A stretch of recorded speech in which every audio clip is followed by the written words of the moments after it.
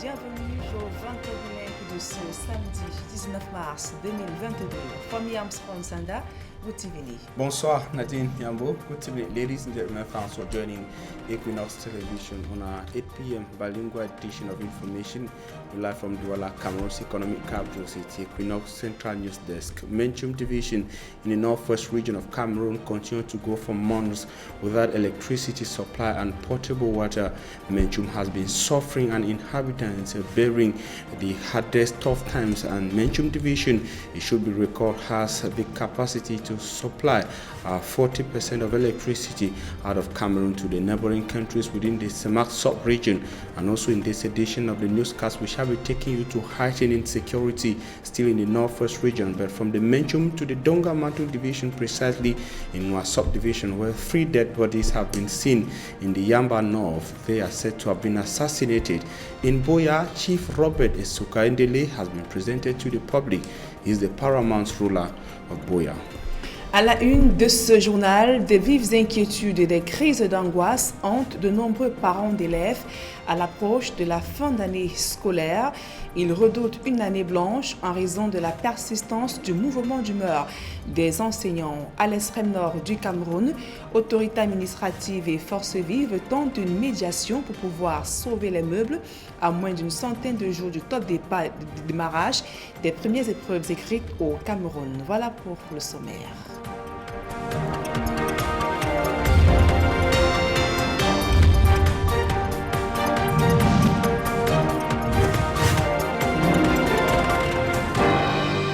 Mesdames, Messieurs, une fois encore, bonsoir et merci d'honorer ce rendez-vous de l'information sur Equinox Télévision.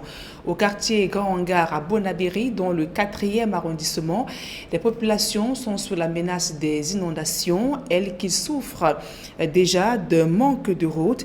La plupart des maisons sont donc construites sur des drains. La mairie dénonce l'incivisme des populations. Le reportage de Achille Kamga. Les riverains du quartier Bonabéry, au lieu dit Grand Hangar, dans l'arrondissement de Douala 4e, craignent le pire. À cause des constructions anarchiques sur des drains, le risque de la montée des eaux et des inondations est grand. Le maire de cet arrondissement, descendu sur les lieux pour constater l'incivisme des populations, dit entreprendre des mesures pour éviter d'éventuelles catastrophes. Les constructions anarchiques, nous luttons contre ça et nous allons continuer de lutter contre les constructions anarchiques. On a vu des endroits où on pourra mettre des dallos pour permettre à l'eau de circuler. La saison des pluies arrive. Et vous avez vu également qu'on a vu tout le drain qui est derrière la société Michelin qui va être curé dès la semaine prochaine. L'édile de Douala 4e n'est pas au bout de ses peines. Outre ces constructions illégales, les populations font face au manque criard des routes communales qui permettraient la fluidité de la circulation dans cette partie de la ville de Douala. L'inauguration d'une servitude au bloc 8 du Grand Hangar vient résoudre une infime partie du problème, car les populations, confrontées au risque d'agression du fait de l'enclavement de la zone, demandent davantage de telles infrastructures. Lorsque 2 ou 3 malfrats sont dans cette rue, personne ne peut plus passer. Vous savez que la route apporte le développement. Le maire, quant à lui, appelle les populations à plus de responsabilité dans l'usage des infrastructures existantes et d'éviter d'y reproduire les attitudes observées sur les drains. Et les magistrats municipaux dénoncent les lenteurs observées dans le transfert des compétences et ressources aux collectivités territoriales décentralisées. Plusieurs années après la mise en œuvre de la décentralisation au Cameroun, le processus semble grippé.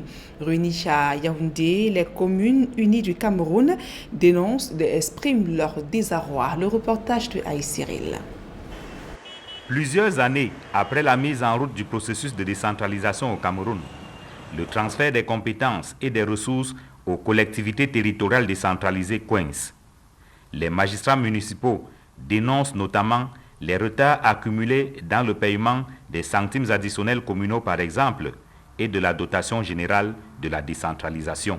L'amélioration des niveaux de transfert des compétences et surtout le transfert des ressources et le code spécial des marchés pour donner plus de souplesse aux communes dans l'exécution de leur budget Et surtout, il y a des communes éloignées et il y a des communes pauvres qui n'ont pas assez de moyens. Et il y a également la réforme fiscale et il y a les 15% au moins, je crois que nous demandons 20 à 25% aujourd'hui au vu du temps perdu.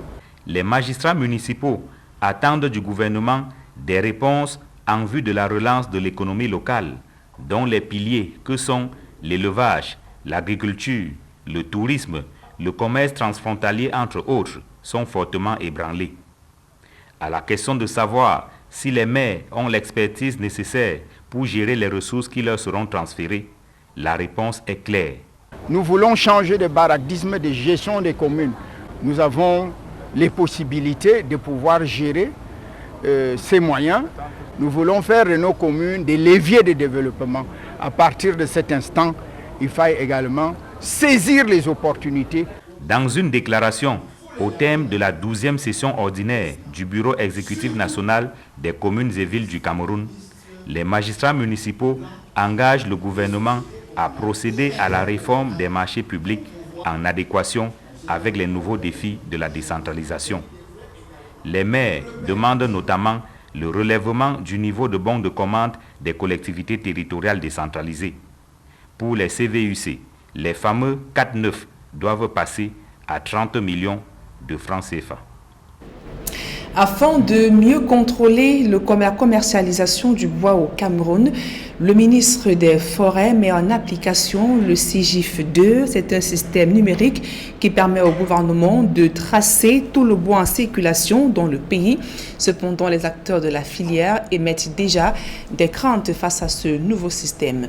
Le reportage de Rishingo Nomala. Il se positionne aujourd'hui comme un outil réglementaire de la filière bois au Cameroun.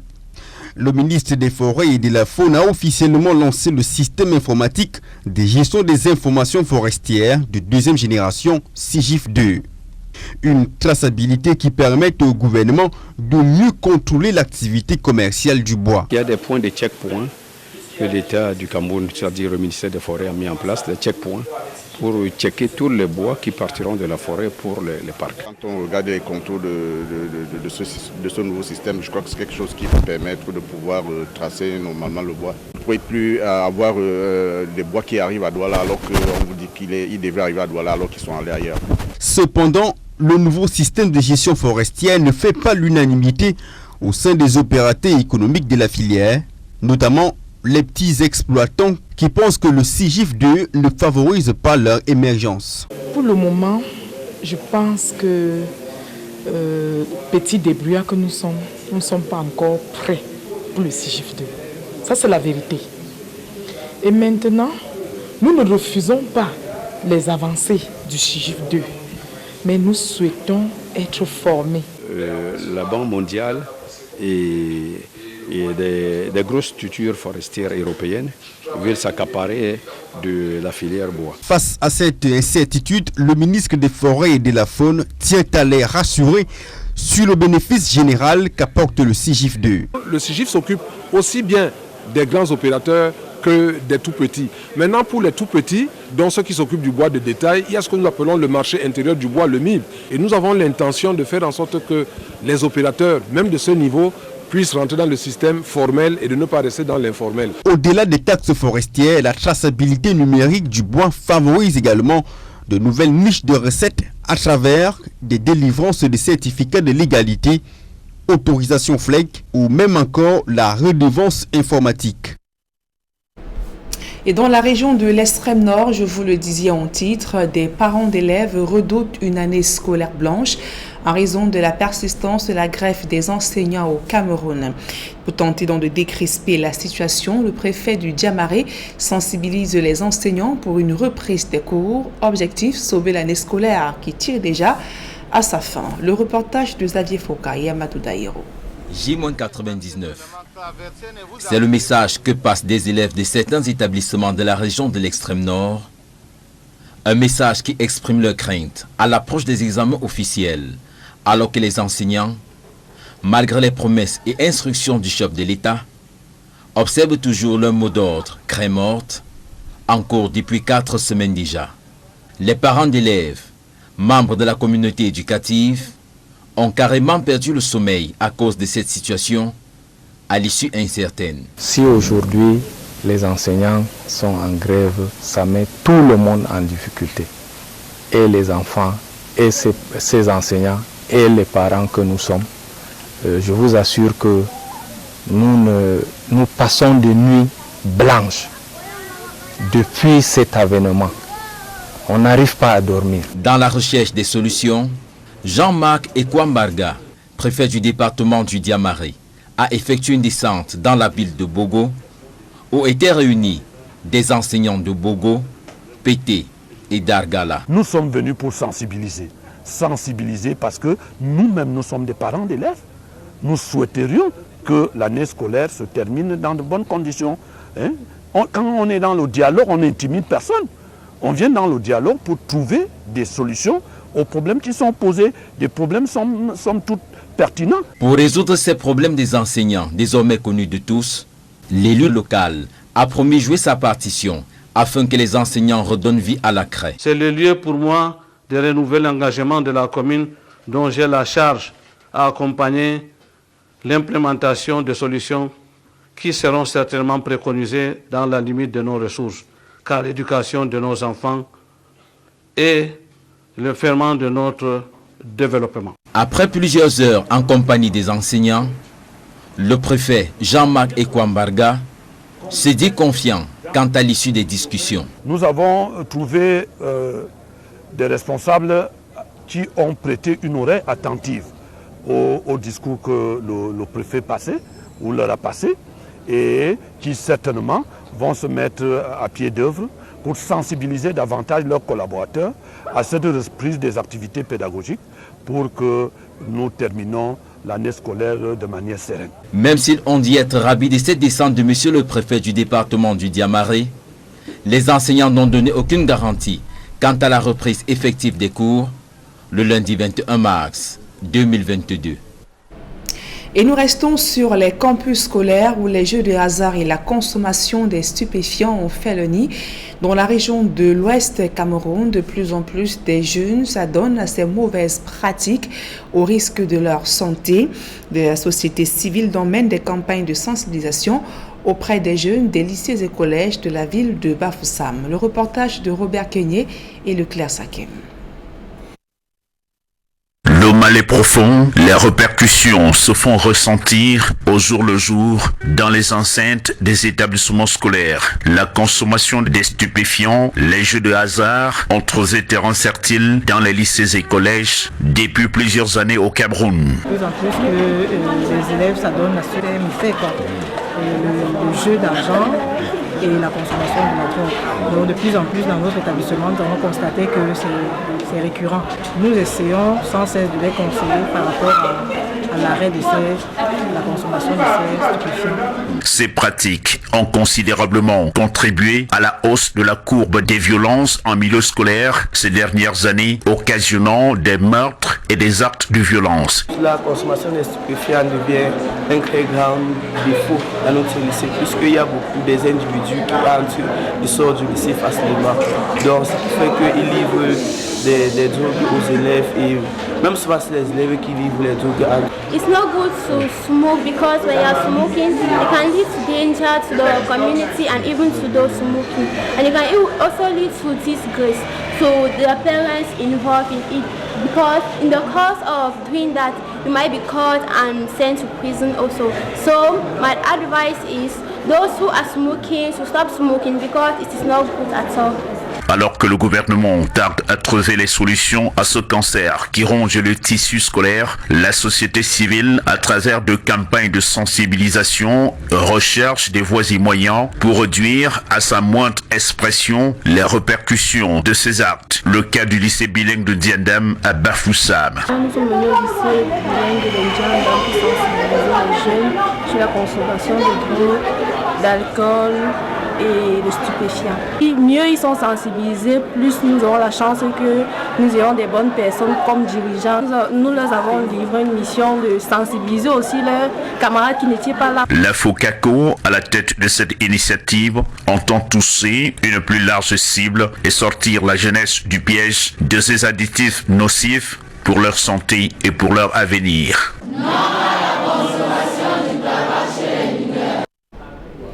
Des chercheurs dénoncent les mauvaises conditions de la recherche au Cameroun, des laboratoires non équipés, au manque de financement, tout y passe. Excédés, ils interpellent le président de la République afin que le statut particulier des chercheurs au Cameroun soit revu. Le reportage de Rodrigue Ngassi et de Aïe Cyril.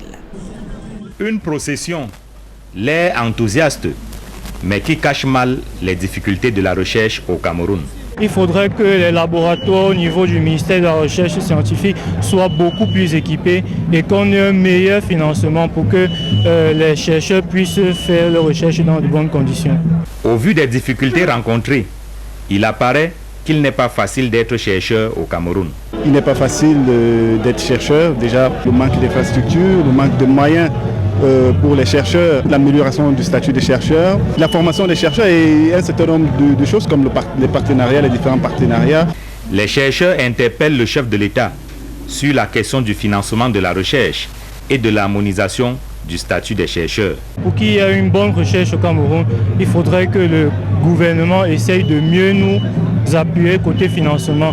Et c'est aussi une occasion pour moi d'appeler notre Excellence, Monsieur le Président, pour qu'il essaye de revoir le statut des chercheurs qui date depuis 1980, qu'on essaye d'harmoniser le statut des chercheurs à celui de l'enseignement supérieur. Sur cette question, le ministre de la Recherche scientifique et de l'Innovation est en phase avec les chercheurs. Faute de statut plus attrayant, les chercheurs du MINRESI migrent vers l'enseignement supérieur. Sur plus de 850 chercheurs recrutés au MINRESI, 150 ont déjà trouvé refuge au MINESUP. Madeleine Tchente propose une révision du statut des chercheurs afin de mettre fin à cet exode. Il conviendrait de relire très rapidement le statut actuel des chercheurs de manière, entre autres, à aligner leur âge de départ à la retraite à celui des enseignants du supérieur avec qui ils sont formés dans les mêmes écoles et ils sont nantis des mêmes diplômes, donc ils doivent avoir le même statut. Finaliser la mise en place du Fonds national de développement de la recherche scientifique et d'innovation, le FONRESI, afin que les chercheurs puissent avoir accès aux sources de financement de leurs projets sur base compétitive. Valoriser les résultats de la recherche à travers la mise en place de passerelles fonctionnelles entre la recherche et le monde des entreprises. Afin d'améliorer les conditions des chercheurs, le Cameroun pourrait compter sur l'appui de la France. Une quinzaine de chercheurs de l'administration du Centre national de recherche scientifique de France séjournent à Yaoundé. Présenté au MINRESI par l'ambassadeur de France au Cameroun, l'équipe du CNRS explore les possibilités d'implantation au Cameroun afin de créer des partenariats scientifiques. À présent, la deuxième partie de ce journal en langue anglaise avec vous, Formi Armstrong Sanda. Thanks, Nadine Ambo. Ladies and gentlemen, thanks for joining us in the second segment of information in the English language. One of the particularities of Menchum Division, a division out of the 7 in the northwest region of Cameroon, is its capacity or its hydroelectricity capacity. Menchum Division, for example, has the capacity of producing 40% of the hydroelectricity energy needed by Cameroon with generation from the Kassinala Falls, for example, talk less of the Menchum 4, which according to experts has the possibility or the capacity to produce electricity to the entire Cameroon, the neighboring Federal Republic of Nigeria and other countries of the CEMAC sub-region. Unfortunately, Menchum Division goes for months without electricity supply and portable drinking water with the high cost of the lack of these basic social amenities borne by the local population. These are some of the challenges witnessed in Menchum Divisional Chieftain of Womb and the rest of the division by Mbu Stella, Northwest Regional Chieftain correspondent who travels to the Menchum Division.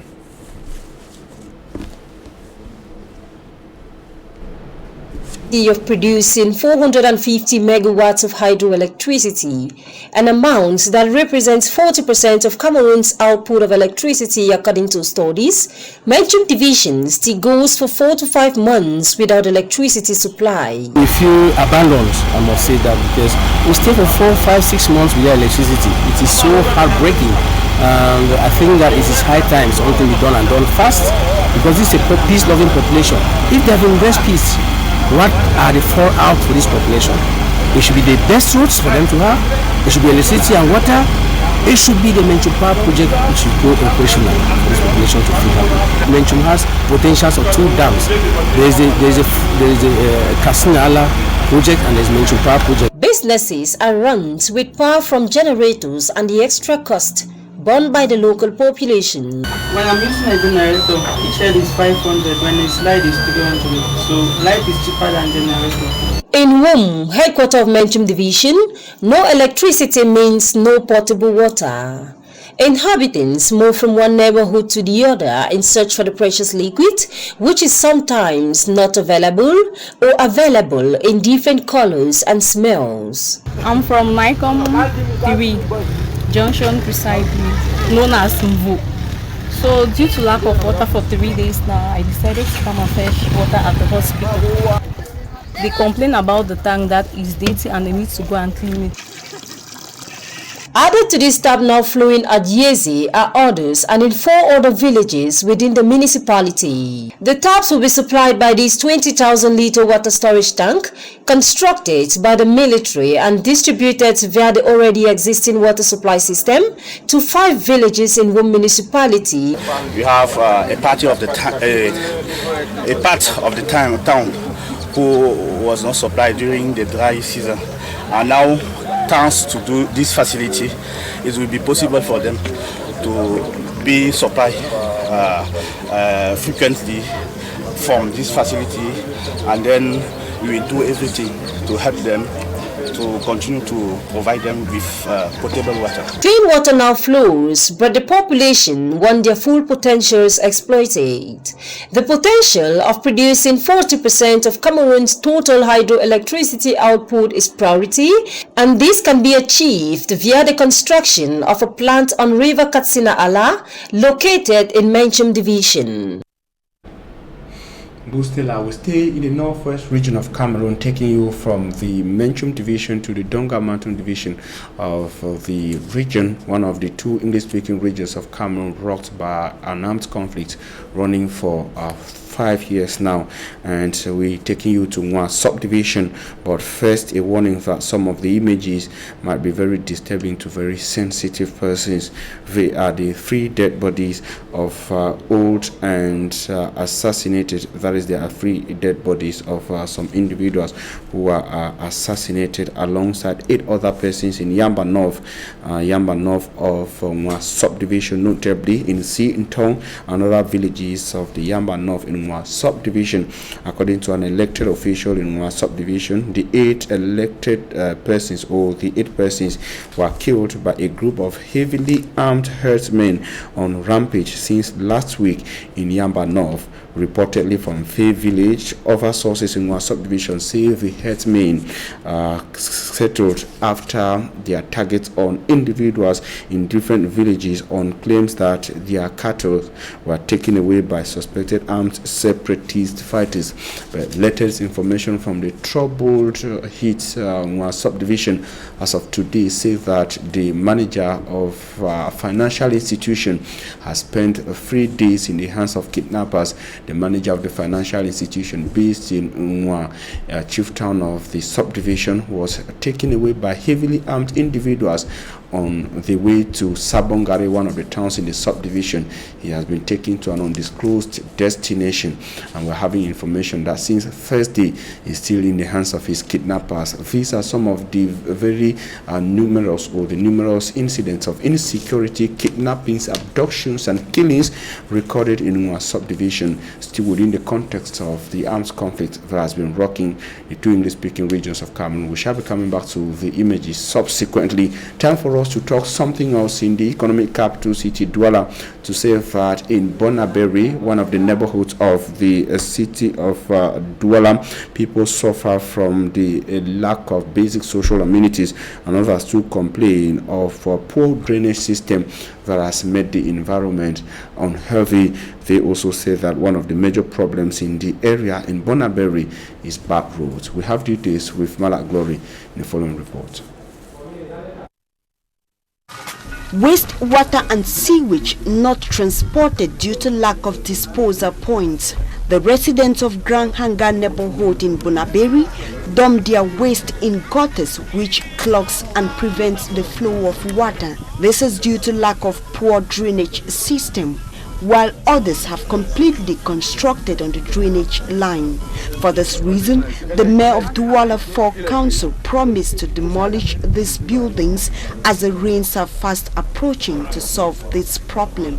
Nous avons vu les soucis qu'il y a au quartier.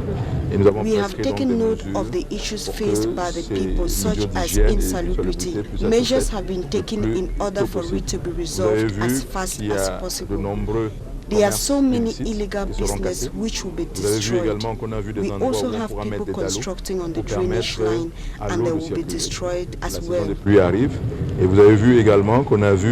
The issue of back roads in Bunaberi is one of the challenges faced by the inhabitants, and to solve this, one of the food trucks was enlarged thanks to an enterprise that offered part of its land for the road. This in collaboration with the Administrative Council. That road was so tiny, was so small, and it's the occasion for me to congratulate the enterprise company Michelin, who helped us to give us a part of land, who helped us to open the roads. Thank you. This was hard because there was no access. We have houses which were burned. There's no way for people to come in.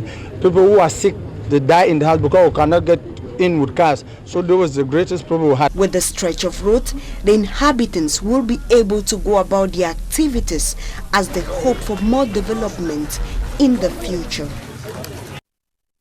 The end of the week which in Cameroon has been qualified as the 4th week of the strike action launched by teachers of public schools across the National Triangle and in the Far-North region of Cameroon. Parents are worried about the educational future of their kids. They feel that Cameroon might just have a blank academic year if the teachers are bent on continuing with their strike action. And the senior divisional officer for the Diamari division on his part has gone on encouraging parents not to be discouraged, but also asking teachers to consider the future of kids in the Far-North region of Cameroon by going back for an effective teaching and learning process. Immaculate Fokwe tells some more. A classroom transformed into a beauty salon. This is one of the many activities that students indulge in since the beginning of the ongoing teacher strike action. With frustrated looks, the teachers are seated along the corridors of the school campus. It's been almost a month since the teachers downed their chalks denouncing poor working conditions. With just 99 days left for examination students to write their exams, the students say they are scared of performing poorly due to their inability to complete their syllabus. In search for solutions to the ongoing strike action, Jean-Marc Ekouambaga, Senior Divisional Officer of the Diamari Division, is holding talks with teachers from the town of Bogo, Dagala and Pété in the Far-North region. Nous sommes venus pour sensibiliser. We are here to sensitize these teachers. We are equally parents and wish that our kids resume school. We are here to dialogue and not to intimidate anyone.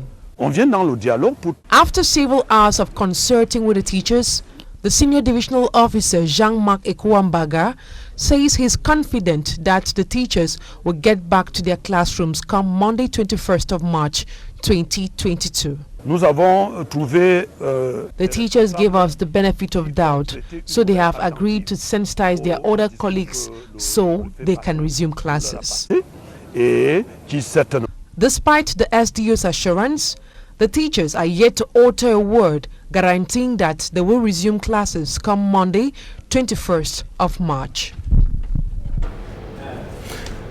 Presented as the 7th paramount ruler of Buea, chieftain of the southwest region of Cameroon, Chief Dr. Robert Esoka-Endele was today presented to the population of the Southwest Regional Chieftain and the people of Buea directly under his command in a ceremony that was attended by elite of the Fako Division, sons and daughters of the division, administrative officials of the Southwest Regional Chieftain, but also Cameroon's Territorial Administration Minister Paula Tanganji. Derek Jato is the man on the story. The paramount ruler of Buea is back. His Royal Majesty Dr. Robert Esoka-Endele is now wearing the crown of his forefathers as the leader of the Buea people. The PhD holder in cybersecurity succeeded Chief Justice Samuel Mokalifafa-Endele, who joined his ancestors in 2015, and representing the Cameroon Prime Minister and Head of Government was Minister Paula Tanganji, Cameroon Minister of Territorial Administration. The installation ceremony holding here at the Buea Town Football Stadium was described by all as colorful, and among the thousands who showed up were ministers, who are sons and daughters of the Southwest region, and other dignitaries from the various divisions and regions of the nation, and who were easily identified by their traditional outfit. Talking to the world now as the #1 man of Buea, His Royal Majesty Dr. Esoka-Endele stressed on the strength in unity for development. In his address, Julius Name, chairman of Fako Sons and Daughters in America, Fako America, said the choice of this first-class traditional ruler of Buea is inspirational. This new leader of the Buea people is certainly aware of what is expected of him, which is to contribute his own quota to this historic town called Buea.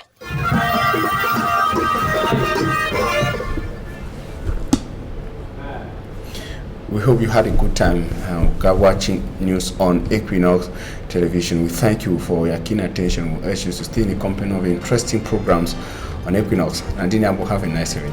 Merci, Formi Armstrong Sanda. Mesdames et messieurs, c'est la fin de ce journal. Merci pour votre aimable attention et passez d'agréables moments en compagnie de nos programmes.